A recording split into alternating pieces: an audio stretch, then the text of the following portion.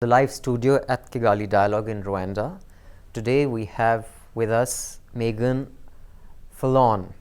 I hope I got the pronunciation right. Meagan is the Chief Executive Officer and Director of Barefoot College International. Barefoot College does tremendous work among communities around the world, and they have some fantastic successes to their credit in community-based work.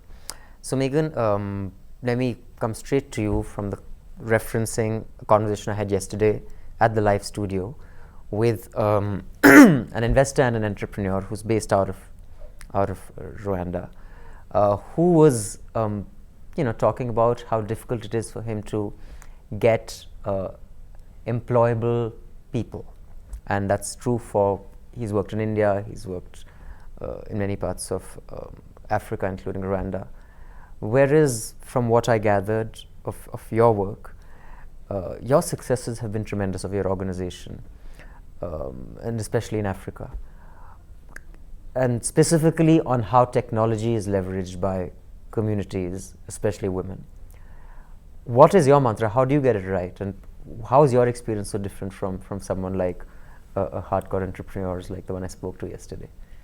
I think the success of the Barefoot approach is grounded and based in the idea and the concept that we are not focusing on employability. We're focusing on how does the intersection of capacity building of human beings, access to knowledge and learning, and challenge-based situations drive the way that we train and empower people. And that also goes for the way we design tech. All of the tech we use is a co-design process that comes from the voices of women. What is it do they need that tech to do? What do they need to learn from technology? How are they going to apply that technology in practical terms? And so this link for a woman between learning, having tech as a tool, and being able to see the direct practical application for what she learns and does in the better quality of life for her family, it's where the magic happens. Because a woman owns that thing she's learned. She owns her skill base. Her competency becomes her confidence. And that is ultimately completely different from trying to create workforces that are just learning skills and acquiring skills as a means to earn money. I think there's something quite fundamental about the interlinking of what we do and who we are and the contribution we make. And so here in Africa, we've just really seen how powerful women can be when their purpose is not only an economic one, but one that serves the community and serves to build their competency and confidence. Can you give me a specific example of a problem that you set out to solve using technology, how you went about it, and how you actually solved it? I mean, some learnings Sure. that we could take away from that. So for instance, we have been working quite extensively in the access to energy space, using and developing women as both designers of the hardware, designers of the technology and digital software that there needs to be in order for us to monitor what is happening in the field and for them to be connected, as fabrication agents, learning to be solar engineers, actually acquiring the skills it takes to build a 196-piece circuit board, to install that equipment, to repair and maintain that equipment, and to manage the possibility of selling on more devices, which indeed they have designed and been part of the creation of. I think it's that closed loop. It's that magic of what happens when the same person who is going to deploy and use something, who needs to sell that thing, has been at the table from the beginning designing it. This is where really human-centric, challenge-based problem solving starts to become reality. And where did this project happen? So we started this project in India, and today that project is in 94 countries around the world, present in all of the Global South, LDC countries. So from manufacturing solar panels and circuits to actually using the energy that comes out of it. Exactly. We've Wow. brought solar electricity to more than 1 million people across those 94 countries, and we've now built 5 sub-Saharan Africa training centers. They are, as far as I know, the only training centers in Africa built where illiterate, semi-literate, non-formally educated women can learn high technology. But beyond high technology, can also learn about micro-enterprise skills, critical thinking skills, women's wellness and health, financial inclusion, financial literacy, and environmental stewardship, which is really at the heart of everything that we are now working to place women into a just situation. Okay, I was, I Googled you and I was seeing some of your talks, and you have several accomplishments, and I'll let you elaborate on that. But since you have been heading the Barefoot College, could you tell me what distinctly different you find in the work you do here, what you learn, and I've seen you speak a lot about how much you learn, more than doing anything as a CEO, so to speak. How is that different from your early experiences, and why do you think that is? I mean, how has Barefoot College managed to create such a distinct and different counter-narrative culture? I was a for-profit entrepreneur, and I love being an entrepreneur, and I am really an entrepreneur. I wake up in the morning and have 5 new ideas every day, or evolutions of existing ideas. So I'm definitely wired that way, and I think you have to embrace that at a certain point. And I think what Barefoot College and the remarkable experience of working with communities all over the world and women all over the world is just the unlearning process that I've personally undergone. And in that unlearning process has been this continual inspiration to create a place where human beings can bring their best selves, irregardless of what or where they come from. And how do we, as one collaborative initiative, create an ecosystem for entrepreneurial thinking, for risk-taking, for trying things, for listening to crazy ideas and finding ways to make those practical and applicable.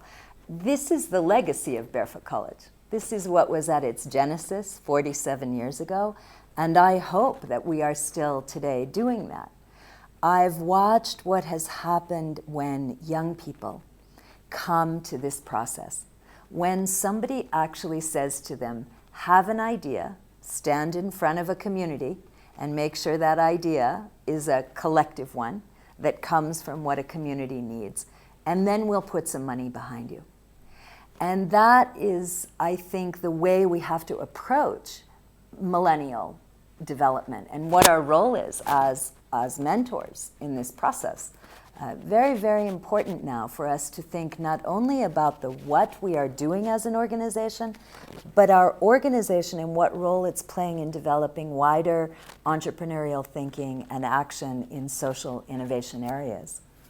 So, I'm sure as far as communities are concerned, the Barefoot College's reputation probably precedes you, so there is a certain welcoming attitude that you're greeted with when you go to work with communities. But I'm certain the kind of places that you work in, there must be institutional resistance, suspicion. Every organization, especially one as powerful as yours, has that. How do you negotiate your way around that? Is that a challenge, or you have? Yes, of course. There are many challenges, and I think one of the myths is that that important work, hard work, should be easy. I think we have to expect. My job is not to wake up and manage successes. My job is to wake up every day and orchestrate solutions to challenges. And so one approaches things in that way. And that also applies for communities where we have, of course, intense resistance to what we want to do. We want to take a woman who an entire community has written off, and we want to send her to India or to a further training center out of her community, it challenges everything that communities know about the role of women. We want her to come back as an engineer. My God, this is, an impossible concept for communities to get their head around sometimes.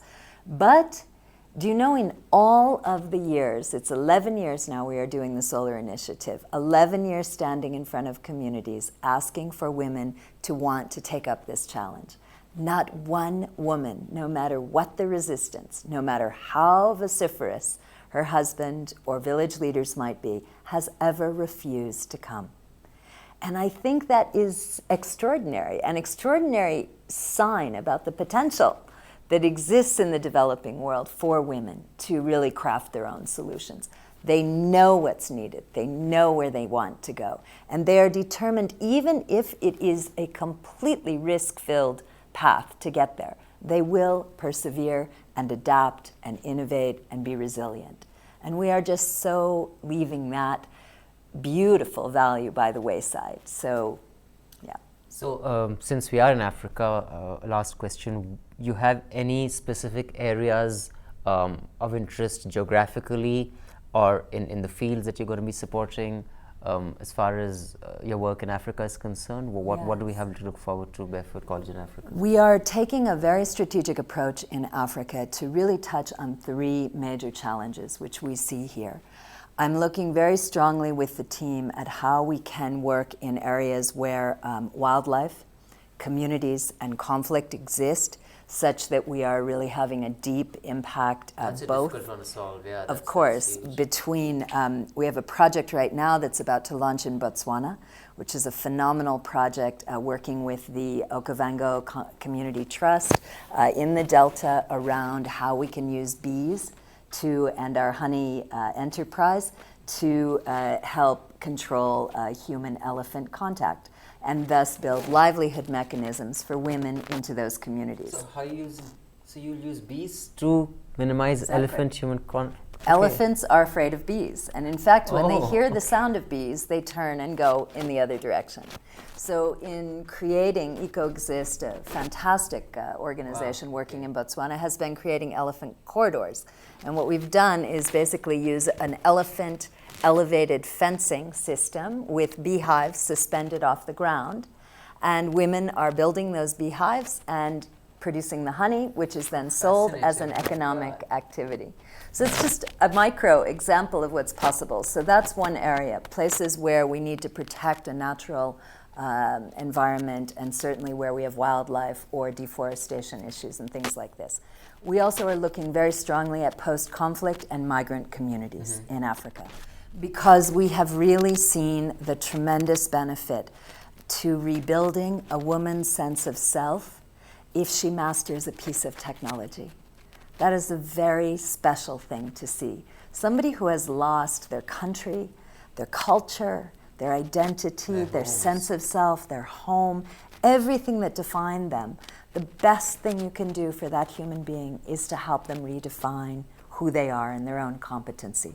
So I am extremely committed with the team who are really working on those countries.